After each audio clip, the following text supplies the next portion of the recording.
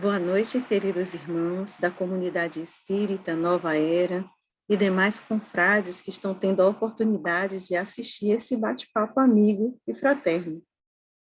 Que Jesus nos abençoe e nos inspire nessa oportunidade, nessa noite, nos envolvendo em vibrações de muita paz, de muita harmonia. E vamos, então, conversar um pouco sobre o tema desta noite. Amem os vossos inimigos. Mas essa conversa não está acontecendo em qualquer dia, não. Está acontecendo simplesmente em pleno carnaval.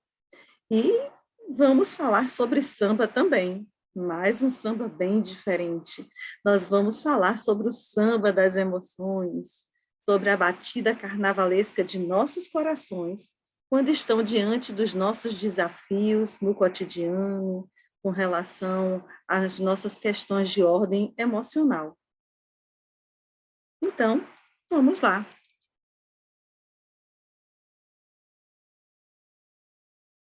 Para refletir sobre amar os nossos inimigos, é primeiro preciso que refletamos sobre o que é o amor, né? O que é esse sentimento que está sendo pedido para nós em relação aos nossos inimigos. Se nós formos para o dicionário, ele é bem objetivo. Ele diz o seguinte: sentimento afetivo, afeição viva por alguém, por alguma coisa, o afeto, que pode ser o amor a Deus, ao próximo, sentimento afetivo que faz com que uma outra pessoa queira o bem de outra, ou ainda um gosto vivo por alguma coisa. Mas essa não é a única forma de compreensão de amor, porque eu tenho certeza que se tivéssemos a oportunidade de dialogar e perguntasse a vocês o que é o amor, encontraria respostas do tipo fé, esperança, caridade, perdão, paciência, compreensão, tolerância, saber falar, calar e ouvir na hora certa, saber dizer sim e saber dizer não, a sabedoria, o respeito, o carinho, a humildade. Mas me intriga, Márcia, como é que o saber dizer sim, o dizer não, pode ser considerado uma expressão de amor? Vamos lá. Uma mãe que ama muito seu filho, e o filho está com dor de dente. E na hora exata em que ela diz assim, vou lhe levar ao dentista, a criança diz, não, eu não quero, e ela diz sim ao não dessa criança. Ela está amando? Não. Porque ao ceder aos caprichos da criança, para não lhe infligir a dor necessária para seu tratamento, ela está lhe causando um mal maior. Aquele problema do dente irá se agravar e ele poderá ter problemas maiores futuramente. O não na hora certa é uma expressão de amor. E o sim também, porque o sim na hora precisa, ele alavanca, ele fortalece a autoestima, ele reforça o que é coerente. Uma criança, um jovem que não tem acesso ao sim e ao não na hora certa, por parte de seus responsáveis, por parte de seus pais, infelizmente vai ter o seu sim e o não por parte da vida. E aí vai ser um processo muito mais doloroso. Então, dizer sim e não também é expressão de amor. Falar e calar e ouvir na hora certa também. Porque você saber calar na hora certa é uma expressão de caridade, é uma expressão de compaixão. Mas saber falar, se posicionar, se colocar na hora em que é preciso dar limites, delimitar, orientar, conduzir, também são expressões de amor. Então, todas essas oportunidades que aí temos são expressões de amor, sim. E quando nós vamos buscar o evangelho como fonte de reflexão sobre o amor, ele até de forma poética avança muito mais. Ele diz o seguinte: simplesmente resume inteiramente os ensinamentos do Cristo. É o sentimento por excelência, e os sentimentos são os instintos levados à altura do progresso. O que isso significa, Márcia? Significa que o ser humano, no seu processo de origem inicial, ele era, no começo, puramente instinto. Então, todas as reações dos primatas eram pautadas nas suas necessidades. A necessidade de alimentação, a necessidade de proteção, de abrigo, de agasalho, de reprodução. Então, todas as suas decisões e comportamentos estavam pautados na direção guiada pelos instintos. Entretanto, à medida em que ele foi avançando, mas ainda corrompido, ele também desenvolveu as sensações. Por que corrompido? Porque ele ainda não atingiu a perfeição, porque ele ainda está impregnado dos desafios morais, e por isso ele vivencia as sensações. Mas, entretanto, na condição de instruído e depurado, nós chegamos à oportunidade do sentimento. O evangelho, ele vai mais além. Ele diz o seguinte: a lei de amor substitui a personalidade pela fusão dos seres. Extingue as misérias sociais. Ditoso aquele que, ultrapassando a sua humanidade, ama com amplo amor os seus irmãos em sofrimento. Ditoso aquele que ama, pois não conhece a miséria da alma, nem a do corpo. Traduzindo, se nós realmente estivéssemos nessa condição da vivência do amor por excelência, os nossos problemas sociais não existiriam mais. Os problemas familiares seriam amenizados em muito, porque saberíamos viver a compaixão e todas aquelas reflexões, a fé, a esperança, a compreensão, a doação, a renúncia na hora certa, seria um exercício constante e natural, mas ainda não conseguimos chegar lá. Estamos na estrada, estamos na caminhada, estamos no processo de aprendizado. E por isso, nos cabe refletir como nós vivenciamos a experiência no momento em que eu sou ferido. Porque falar de amor, às vezes, é fácil demais nos enxergar como seres amorosos, mas descobrimos quem nós somos quando somos feridos. Quando alguém que deveria me proteger me agride, quando me machucam ou me roubam, quando matam meus sonhos ou seres amados, quando a violência me atinge, né? O que fazer, por exemplo, com esse assassino, com o ladrão? Pena de morte? Dar a ele uma lição? Como agir diante do momento em que nós somos a vítima do processo? Como lidar com esses sentimentos? Eu vou compartilhar aqui um conto chamado Verdugo e Vítima, de Humberto de Campos, uma psicografia de Chico Xavier, né, que está no livro Contos desta e d'Outra Vida. Conta Humberto de Campos que havia um homem de seus 26 anos que era um barqueiro, numa região que estava em uma época de muitas chuvas, muitas chuvas. E por conta das chuvas que havia provocado cheias, as pessoas estavam simplesmente migrando, saindo daquela área, buscando proteção, levando os seus animais, levando os seus pertences, e havia muitas pessoas paupérrimas, mas Licurgo, o barqueiro, estava pensativo naquela tarde chuvosa de plena enchente, porque a enchente havia atingido finalmente áreas que até então nunca havia chegado, e ele ansiava que essa enchente atingisse um ponto mais acima, aonde vivia o seu Quirino. Seu Quirino era um homem de mais de 70 anos, mas da redondeza todos sabiam que era um homem que tinha muitos recursos, e que ele não dividia com ninguém. Pensando nisso, Licurgo achou a oportunidade exata. Ele pensou: seu Quirino está para morrer, pode morrer a qualquer momento em plena enchente. Mas não é justo que a sua riqueza se perca. Justo é que eu, na condição de homem jovem, possa usufruir desses recursos. E pensando dessa forma, foi até a residência de seu quirino.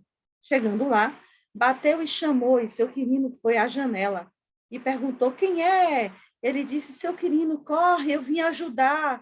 Eu vim lhe ajudar porque a enchente está chegando. Eu tenho fé, a enchente nunca chegou aqui, nem vai chegar. Venha, o senhor vai morrer. Não, de jeito nenhum. Quando ele percebeu a resistência de seu quirino, não contou duas vezes. Forçou a porta, derrubando-a, e ao conseguir derrubar a porta, foi na direção e seu quirino gritava: não me mate, não me mate. Mas, infelizmente, sobre as mãos de Licurgo, ele faleceu.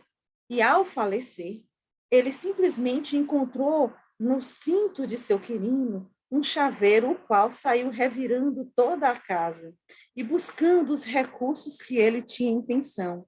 E encontrou bolos de dinheiro mofado e ficou satisfeito com essa busca, mas mais feliz ainda quando ele encontrou os diamantes. Muitos preciosos diamantes. E não contou conversa. Simplesmente guardou tudo e saiu. Com o passar do tempo, ele ainda escondendo que estava com todos os recursos, ele jogou o corpo de seu quirino no rio para que ninguém descobrisse o que tinha acontecido com ele. E aí, com o passar do tempo, a sua consciência começou a pesar, a incomodar quando ele passava por aquela região mais próxima de seu quirino. Incomodado com esses pensamentos, ele resolveu se mudar. O que ele não percebeu é que naquele momento ele já não estava mais sozinho, estava acompanhado por uma sombra que o perseguia dia e noite, brigando e resmungando porque ele levava o seu precioso tesouro. E naquele conflito, ainda que invisível, permaneceu por muito tempo. Lá, na sua nova residência, Licurgo se apaixonou. Conheceu uma jovem e se consorciou a ela com novos recursos, oportunidades de negócios, de novas realidades. E, quando seu primeiro rebento nasceu, ele não sabia, mas estava recebendo, sobre as leis de amor e justiça, o seu filho amado, Quirino. Vocês se dão conta de como seria a relação de Quirino e Licurgo como pai? Amigável, problemática, cheia de dificuldade, uma criança que não conseguiria amar com facilidade ao seu pai? Quantos de nós temos conflitos seríssimos nas relações familiares? Mães, pais responsáveis que olham para seus filhos e não conseguem nutrir um amor profundo. Ou o contrário, que são rejeitados por seus filhos. A lei de justiça e de amor esclarece. Não há sentimento de vingança que perdure por toda a eternidade, mas tem sentimentos de ódios que perduram por séculos, sim. E acontece o seguinte, a pergunta é: quais são os prejuízos que o ódio e a vingança podem trazer? Não são poucos, não. Primeiro, quando o indivíduo está preso ao sentimento de ódio e da vingança, ele, obviamente, vai viver as consequências naturais. Mente sã, corpo são. Mente doente, corpo doente. O nosso corpo é o instrumento de materialização dos sentimentos e vivências do espírito, que é o que nós somos. E ele registra o que sentimos. As doenças causadas pelas nossas desordens emocionais são formas de expurgos das energias que estão concentradas no nosso corpo espiritual por meio do corpo físico. O ódio e a vingança, ele é uma grande algema. Ele nos escraviza. Porque a pessoa que está ferida, ela não consegue sair da sintonia do outro. E estabelecida essa sintonia, vai ter suas energias minadas, vai se tornar incapaz de recuperar o que perdeu. É óbvio que o que a pessoa perde aqui nessa existência não vai ser recuperado da mesma forma. Se alguém vem e lhe toma seus bens, mata as pessoas que você ama, mas nós somos espíritos imortais e não perdemos ninguém. As pessoas que partem para a pátria espiritual, fechando seus compromissos aqui na Terra, elas encerram um ciclo para começar outro, vivas no plano espiritual. É desafiador, mas é necessário que comecemos a expandir a nossa consciência de fé no futuro, de que a vida não começa e nem termina aqui. Né? E tira a vida. Uma pessoa que vive em função da vingança não consegue viver em função da própria vida. E isso é um grande prejuízo, porque simplesmente ela estaciona, ela não progride, ela não conquista, ela não consegue ir além. Né? Espiritualmente falando, está desenvolvendo um processo que vai além dessa existência. Vai gerar, sim, um registro no seu corpo perispiritual dessas emoções, para que no tempo certo e na hora certa, em uma outra existência, esse processo, ou nessa, que for o caso de Licurgo, esse processo comece a ser resolvido. Gera vinculação energética. O que é isso, Márcia? No momento em que eu estou nutrindo ódio por alguém, eu simplesmente emano um feixe de energias de ódio para essa pessoa e nos imantamos. As pessoas que estão feridas, magoadas, com revolta, com ódio, de ambas as partes, uma porque foi agressora e a outra porque se sente ferida e na condição de vítima, se imantam, se prendem, se colocando presas uma à outra. E, naturalmente, como já foi dito, vai gerar uma vinculação kármica, sim, um processo obsessivo. E quando você vê, quando você não perdoa, as algemas já estão lá. E a pergunta é: o que fazer para conseguirmos nos libertar dessa algema? O que fazer para conseguir quebrar e nos tornar seres livres de nós mesmos? O Evangelho diz: aprendestes o que foi dito, olho por olho e dente por dente. Eu, porém, vos digo que não resistais ao mal que vos queiram fazer. Que se alguém vos bater na face direita, lhe apresenteis também a outra. E que se alguém quiser pleitear contra vós, para vos tomar a túnica, também lhe entregueis o manto. E que se alguém vos obrigar a caminhar 1000 passos com ele, caminheis mais 2000. Dai àquele que vos pedir, e não repilais, aquele que vos queira tomar emprestado. Primeiro, nós somos espíritas. Acreditamos na imortalidade da alma. Sabemos que a vida não começa e nem termina aqui. O corpo é uma veste. Se nós temos aquela camisa que amamos muito, gostamos, é a nossa preferida, e por isso vamos utilizá-la muito mais vezes, vai chegar um dia em que ela não nos tem mais serventia. Se essa veste não nos tem mais serventia, nos desfazemos, jogamos fora. O corpo físico, na condição de roupa do espírito, também é assim. Há um momento em que ganhamos no nascer, utilizamos ao longo do nosso desenvolvimento físico, desgastamos de acordo com as nossas escolhas e opções de vida, e chega um momento que não nos serve mais. Quando isso acontece, é a oportunidade abençoada de retorno à pátria espiritual. Isso significa que nós não temos apenas uma, duas, três, mas inúmeras reencarnações em nosso processo de aprendizado. Desde a condição da consciência hominal, em que estagiamos o processo na condição de seres primatas, até realmente conseguirmos sublimar o nosso eu, a ponto de não precisarmos mais reencarnar. Até lá, estaremos entrando e saindo na vida material, seja aqui no planeta Terra, seja em outro planeta. Mas a vida e a experiência terrena é a nossa grande escola, é a nossa oportunidade mestra sublime de crescimento, de amadurecimento, de processo evolutivo. Partindo desse pressuposto, o que nós vivemos hoje é a consequência natural das nossas experiências do passado e das nossas necessidades de aprendizados.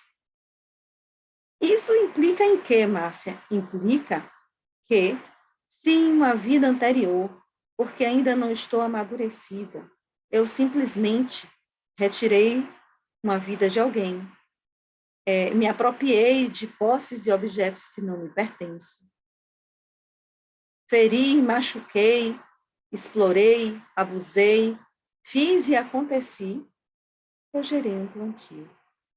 E todo plantio, toda semente jogada no solo, germina quando esse solo é fértil. E nossos corações são solos férteis. Porque à medida em que vamos amadurecendo, chega um momento que a nossa própria consciência pede socorro.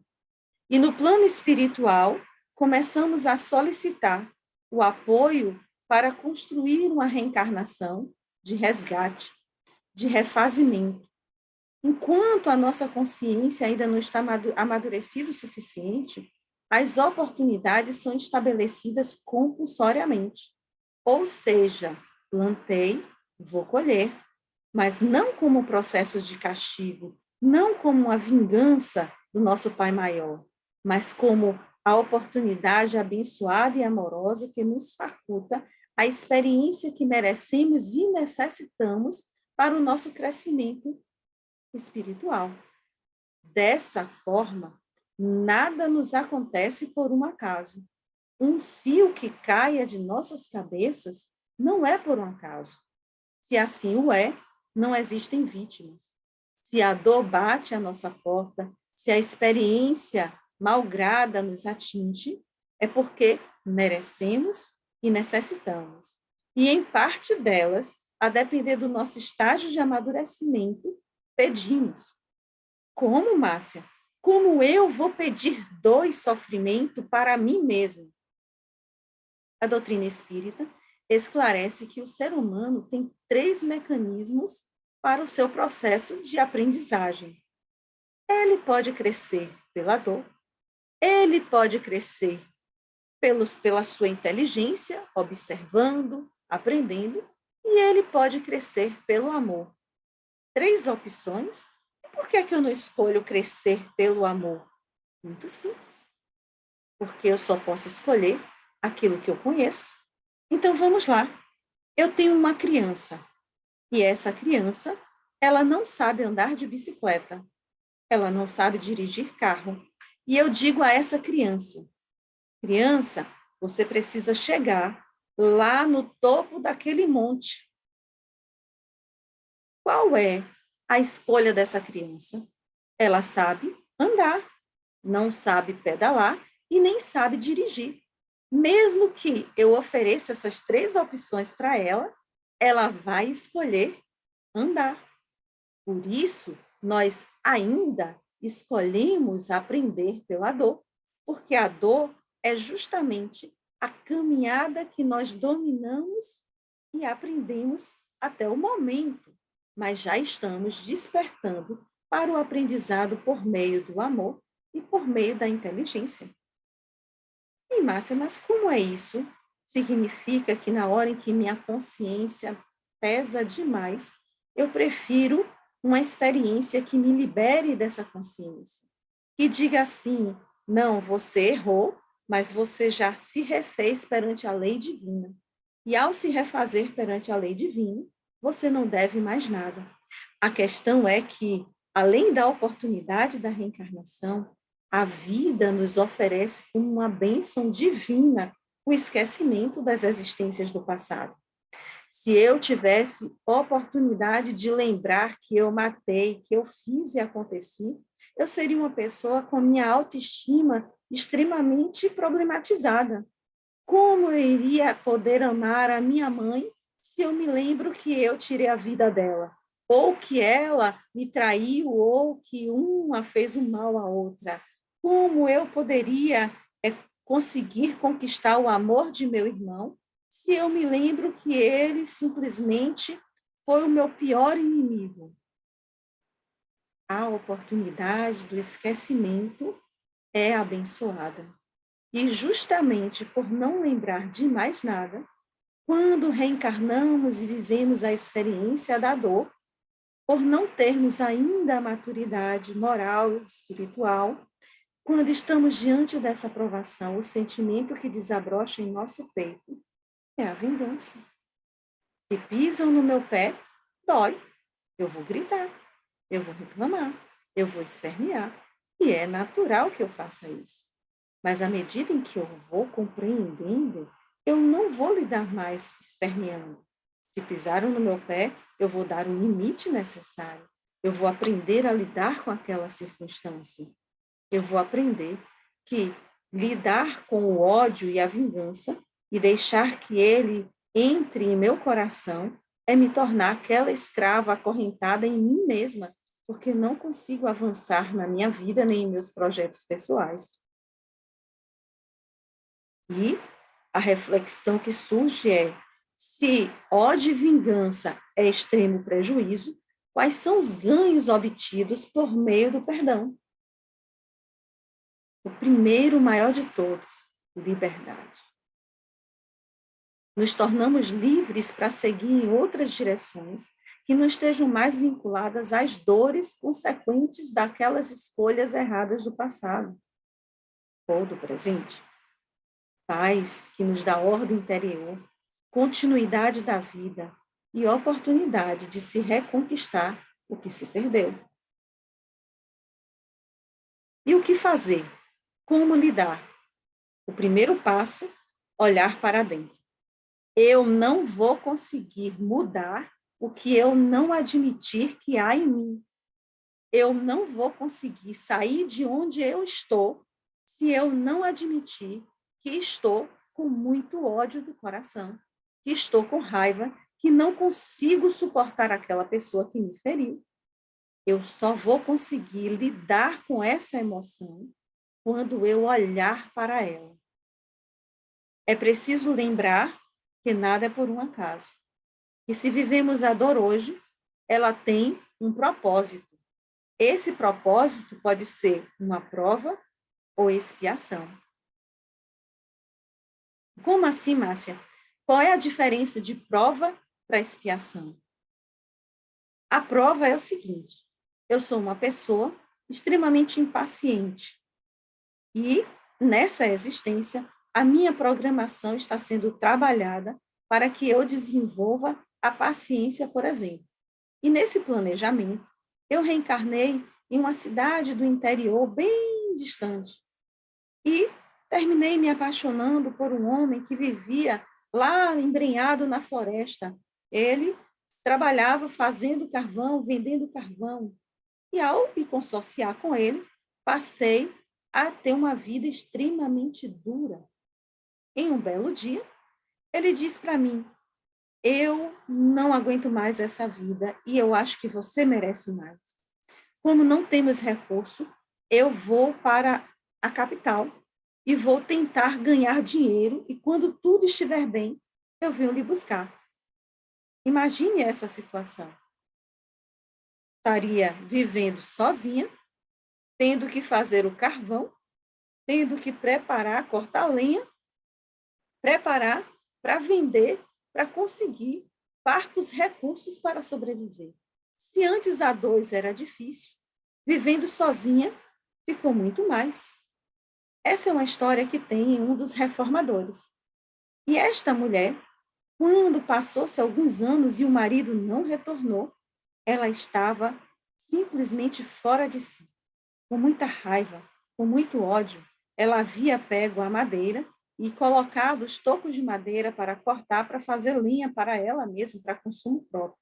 E em um dado momento, com tanta raiva que estava, ela ergueu o machado, e na hora que ela suspendeu de vez, a parte do machado, da lâmina, soltou, rodopiou no ar e caiu sobre a cabeça dela. Quando ela desencarnou e estava no plano espiritual, a primeira pessoa que ela viu, quem foi? Não foi o marido, não. Foi o mentor espiritual dela. Aquele a quem carinhosamente nós chamamos de anjo da guarda. Ele a recebeu afetuosamente e explicou a ela que ela havia desencarnado.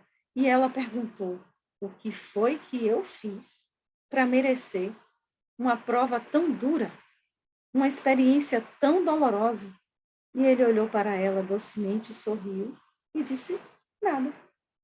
Você não fez nada para gerar essa experiência, mas você queria o novo, você queria o a mais, você queria desenvolver uma nova qualidade emocional. A independência, a paciência, a capacidade de resolver por si só as coisas. E a solução para atingir esse objetivo foram as experiências que lhe encaminharam. Mas, infelizmente, no seu acesso de raiva, a sua jornada terminou e estamos aqui novamente para replanejar a sua nova existência. Então, a primeira oportunidade de aprendizado era uma prova. Agora, com a nova necessidade de planejamento e um novo mergulho na carne, será a expiação. A expiação é semelhante a uma prova de recuperação na escola. O aluno não passou na primeira, vai ter que estudar, refazer as experiências e buscar passar. E a expiação vai ser vivenciada até que o aprendizado se estabeleça. Então, eu reforço, nós não somos vítimas. E ter essa consciência é importante porque deixamos de culpar o outro. Poxa, Márcia, mas você está me dizendo que o outro vem, tira a minha vida e eu não sou vítima? Sim, fisicamente você é uma vítima. Sim, espiritualmente. Mas entenda que o processo começou lá atrás e a origem estava em suas mãos. E que você não precisava do verdugo. Mas tem uma frase de Divaldo que diz o seguinte: o mal que me faz mal não é o mal que os outros me fazem, é o mal que eu faço aos outros. Por quê? Porque no momento em que os outros me fazem mal, quem se compromete perante a lei divina é o outro. Quem terá que vivenciar as suas expiações, as suas necessidades de fazer a recuperação é o outro. Mas no momento em que eu faço mal, no momento em que sou eu que estou ferindo, quem está devidamente comprometido sou eu. Quem terá que vivenciar as experiências de resgate serei eu. Então, esse é o X da questão desse processo desafiador. E, logicamente, perdoar não é uma coisa simples. Olha aí o gatinho aprontando. A pergunta é: o que fazer para conseguir perdoar? Eu trouxe aqui para nós uma técnica chamada Ho'oponopono. Essa técnica ela foi criada por um psicólogo havaiano. Ele conseguiu, com essa técnica, curar um pavilhão inteiro de pacientes criminais insanos. E esses pacientes não eram pacientes quaisquer, eram pacientes de alta periculosidade. E ele nem precisou sequer ver ou tocar. Como é que ele atuava? Ele pegava a ficha do paciente, estudava a ficha, buscava compreender quais eram os desafios de ordem emocional daquele paciente. E quando ele estava mergulhado, digamos assim, no mundo daquele paciente, ele buscava envolver-se na força do amor, repetindo essas palavras: sinto muito, me perdoe, te amo e sou grato. Mas ele não dizia essas palavras aleatoriamente. Não eram meras palavras repetidas. A cada palavra, ele colocava o seu sentimento. Ele mentalizava de uma forma sincera e transparente que sentia muito, porque aquele ser humano estava naquelas condições, ainda mergulhado no ódio, na violência, nas trevas das suas desordens interiores. Porque se há mal no nosso planeta, mesmo que não tendo consciência, indiretamente nós contribuímos com esse mal. Vejam, reflitam comigo. A ciência diz: matéria é energia condensada. O que isso significa? Significa que a mesa, cadeira, chão, tudo isso é matéria. E essa matéria é energia condensada. Isso significa que a nossa estrutura física, o corpo físico, o nosso templo divino de expressão do que nós somos, que é o eu espírito, é energia condensada. Logo, o pensamento que nós temos e emanamos é uma forma de energia.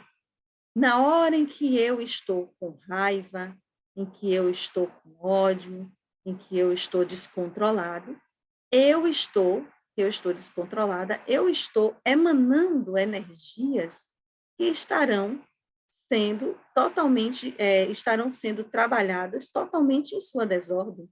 Eu estou lançando em nosso orbe energias deste padrão vibratório. As minhas energias, somadas às energias dos demais, terminam se transformando em um fator desagregador ao invés de um fator harmonioso. Como assim, Márcia? Simplesmente se eu não estou bem e alguém chega trazendo ideias e influências que não são boas, eu vou piorar. Então, no momento em que alguém está na sua desordem, mas eu lanço vibratoriamente energias de desordem, eu estou contribuindo com a desordem do outro, e o outro contribuindo com a minha desordem. Só que se exige mais de quem pode dar mais. Isso quer dizer que cabe a nós o exercício diário da vigilância das nossas emoções e sentimentos. Como assim, Márcia? É muito comum, gente. Vamos lá, eu vou pegar um exemplo cômico e engraçado para nós, mas não para ela. Se aparecer uma cascuda na nossa casa, o que é que a gente vai fazer? Se aparecer uma barata, primeiro que se for voadora, algumas pessoas vão sair correndo. Mas eu tenho uma notícia que não é muito boa, viu, gente?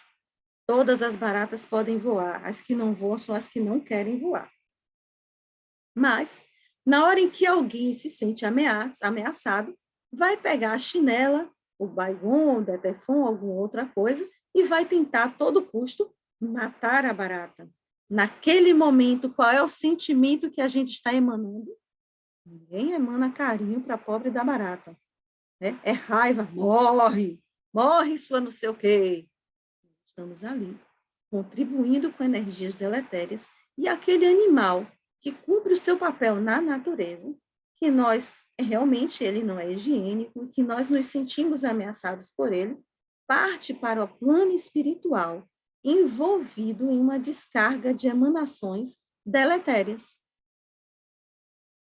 Toda forma de vida no mundo, na natureza, merece respeito, inclusive as baratas. É óbvio que eu não vou deixar baratas na minha casa, mas eu não preciso matá-la com ódio e com raiva. É uma questão de higiene, é uma questão de saúde, mas eu não preciso contribuir impregnando a psicosfera de nosso planeta com as minhas energias desordenadas pela raiva naquele instante. Eu estou assistindo um noticiário e passa um documentário, passa uma entrevista, passa uma notícia de um roubo. Naquele momento, muitas pessoas xingam o ladrão, né? Dizem palavrões com o assassino, se projetam de forma desordenada. É a vivência emocional da pessoa? É, mas em compensação. Essa vivência se agrega à vivência dos demais.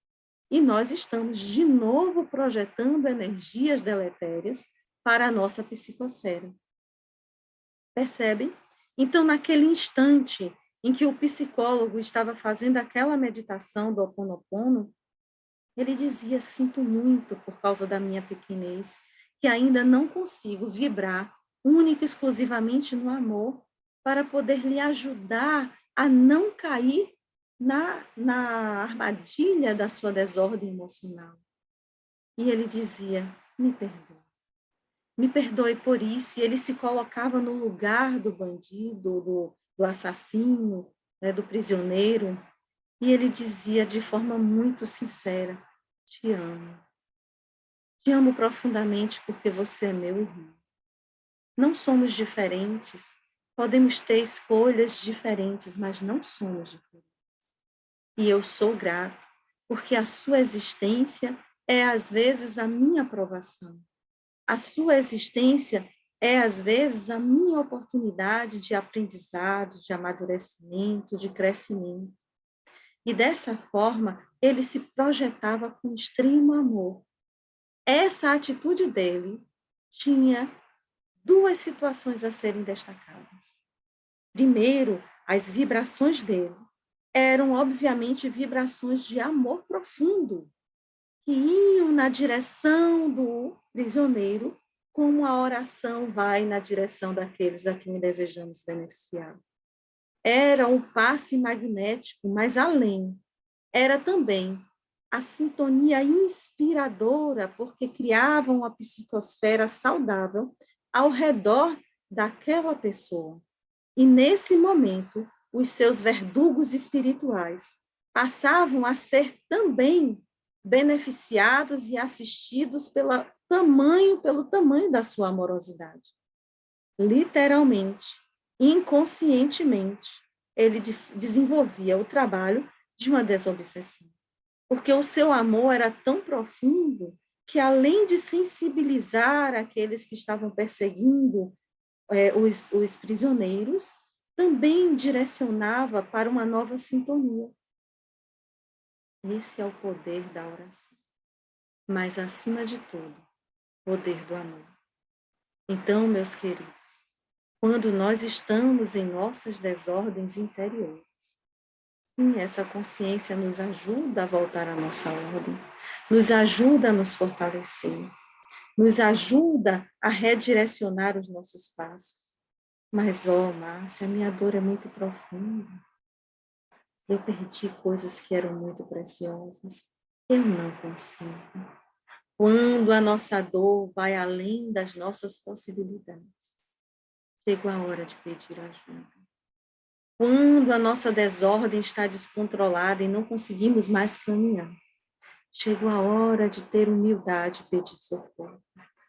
É a hora de buscar um ombro amigo, um colo, alguém que você possa dizer: não me fale nada, apenas me escute, desabafe. Fale. Quanto mais nós falamos de nossos problemas, quanto mais nós falamos das nossas dores, dos nossos ódios, das nossas amarguras, mais vamos organizando o nosso mental, porque vamos ouvindo a nossa própria voz. Vamos aliviando o coração da descarga emocional. Fale. Quanto mais você falar, melhor será. E se você não conseguir desabafar com alguém conhecido, vá a um psicólogo, procure um profissional. Ele vai lhe ajudar a acolher a sua dor, a olhar de frente, a ter coragem de enfrentar e a aprender a lidar com ela, para que você não se torne um escravo de si. Todos nós, todos seres humanos, têm o seu momento de queda. Não existem perfeições. Aqui é a nossa grande escola, e na condição de escola, aqui é a grande oportunidade de aprendizados diários. O estudo, a reflexão, nos fortalece no caminho do bem, no caminho das escolhas mais assertivas, mas vamos errar, e os erros também são aprendizados. Devemos acolher tudo, porque não somos perfeitos. Os aprendizados que são provenientes de nossos erros são justamente os aprendizados que se fixam com mais intensidade em nossos corações. porque o registro da dor é mais intenso. Mas, em compensação, as consequências do nosso amadurecimento é maior. É por isso que ainda utilizamos a dor de forma intensa como mecanismo de crescimento. Mas é importante que saibamos que não é único. Uma pessoa que se dedicou ao aborto em uma existência inteira, né, proporcionando a extração de fetos, trouxe para si sérios compromissos. E o que é que ela vai precisar viver para resgatar? Ela simplesmente entenda, Deus não se vinga de ninguém. O que Deus quer de nós, o nosso Pai maior, é o nosso aprendizado. Dessa forma, o desafio é, se Márcia viveu uma vida destinada ao aborto, Márcia não sabe o valor da vida. Márcia não consegue respeitar a vida. Então, é esse o aprendizado que Márcia precisa ter. Mas Márcia se comprometeu com vários espíritos que estavam ansiosos pela oportunidade abençoada de reencarnar. Então, vai acontecer o quê? Márcia vai ter que viver a mesma quantidade de aborto? Não. Se ela seguir o caminho do amor, ela pode, nessa existência, criar um abrigo, né? Criar um abrigo de crianças e apoiar as crianças onde aquelas que ela não deixou vir, venham sobre a tutela dela e ela possa encaminhar para lares que possam abraçá-los, envolvê-los e direcioná-los. Essa é uma das expressões de amor. E o aprendizado será obtido e o crescimento de todos. Porque na hora em que Márcia aprender a dar amor para aqueles com quem se comprometeu, ela entrou na sintonia da paz e da ordem para com eles. O perdão irá se estabelecer por meio da convivência turbulenta, porque todas aquelas crianças irão rejeitar Márcia ao percebê-la intuitivamente que foi ela quem causou aquela desordem. Esses são exemplos aleatórios que eu estou trazendo para que possa ficar mais fácil a nossa assimilação com relação a esse compromisso. E quando a gente reflete sobre o Ho Oponopono, é necessário que sintamos como são pequenos e mesquinhos os ressentimentos e as mágoas ante a grandiosidade da natureza. É necessário que prossigamos exercitando o perdão. O perdão, eu costumo dizer, ele não é importante por causa do outro. O pontapé inicial é que ele é importante por minha causa. Quando eu compreendo isso, eu entendo que o primeiro beneficiado do perdão sou eu mesmo. E, obviamente, o outro que me feriu. Mas o beneficiado maior, a beneficiada maior, sou eu. Sinto muito, me perdoe, te amo, sou grato.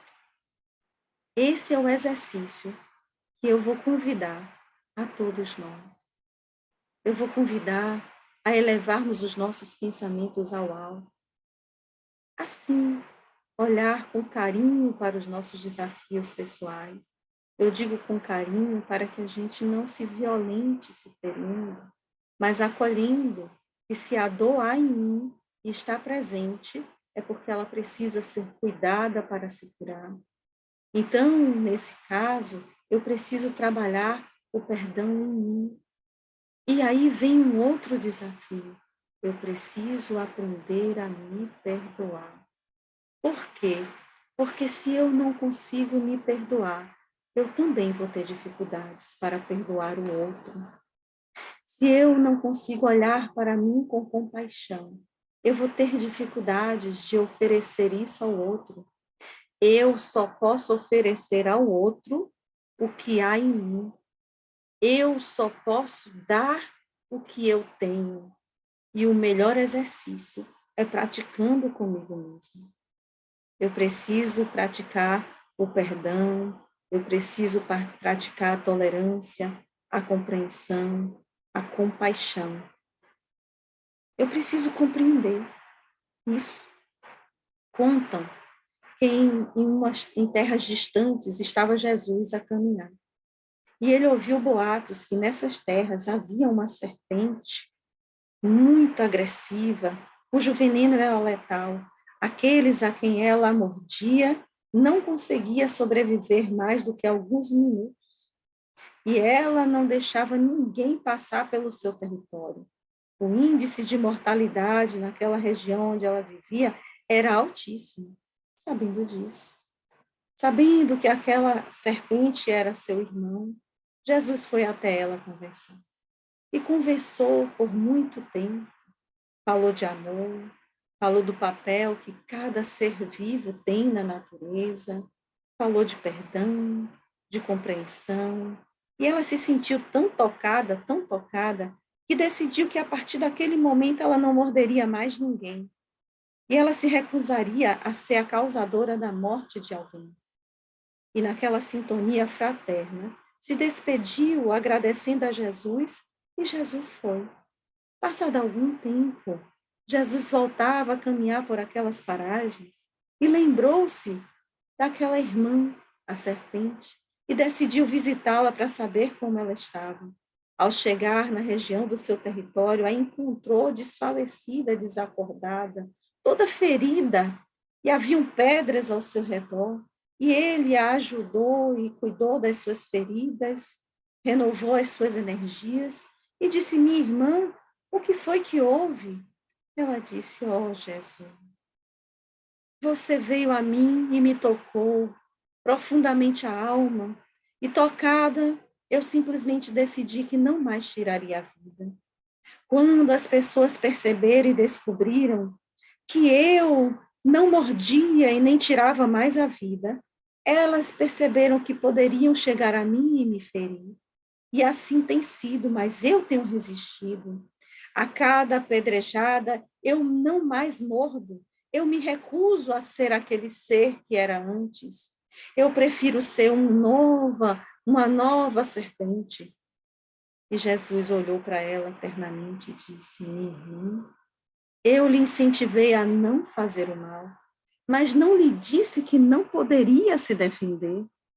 Você não precisa morder, mas você pode mostrar os seus dentes. Você pode estabelecer os limites para que ninguém venha lhe ferir. Percebem? Esse é um grande aprendizado. O equilíbrio em tudo. O equilíbrio entre o dar e o receber. O equilíbrio do amor-respeito. Porque não há relacionamento nenhum que possa sobreviver se não houver respeito. Nenhum, Márcia, não.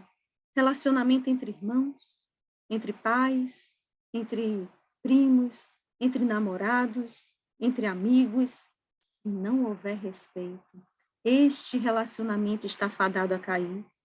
E alguém vai se ferir, seja na ordem física ou na ordem emocional. O amor, respeito, é o primeiro aprendizado e ensinamento que devemos desenvolver para que possamos ampliar e amadurecer as nossas relações humanas. Na família, temos o cadinho que nos dá a oportunidade de experimentar cada uma dessas situações.